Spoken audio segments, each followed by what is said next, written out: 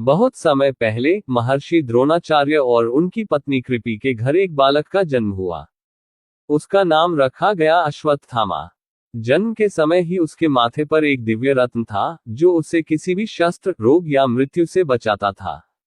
कहा जाता है कि वह स्वयं भगवान शिव का अंश था, वीर, बलशाली और युद्धकला में निपुण।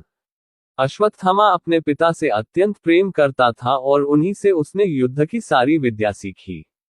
जब महाभारत युद्ध प्रारंभ हुआ, तो अश्वत्थामा ने अपने पिता की तरह कौरवों की ओर से युद्ध लड़ा।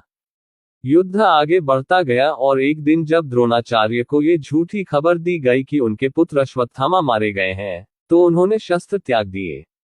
तभी धृष्टद्युम्न ने उनका वध कर दिया। ये समाचार सुनते ही अश्वत्थामा के भीतर क्रोध और प्रतिशोध की ज्वाला भड़क उठी। उसने शपथ ली कि वह पांडवों से बदला लेकर रहेगा।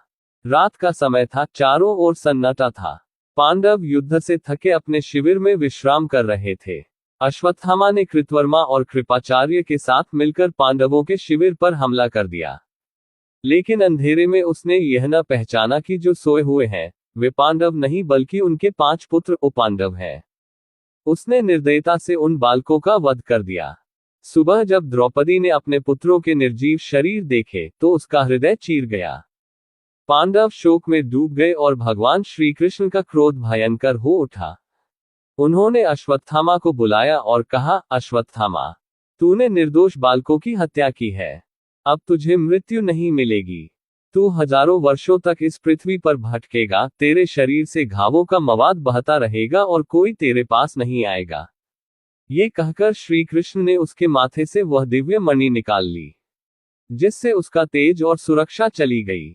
वह कराह उठा, पर अब कुछ भी बदल नहीं सकता था। उस दिन से अश्वत्थामा न मर सका, न जी सका। वह अमर हो गया, पर यह अमरता वरदान नहीं बल्कि शाप बन गई। कहा जाता है कि वह आज भी इस धरती पर भटक रहा है, कहीं गुफाओं में, कहीं जंगलों में, अपने पापों का प्रायश्चित करते हुए, अकेला और तड़पता हुआ।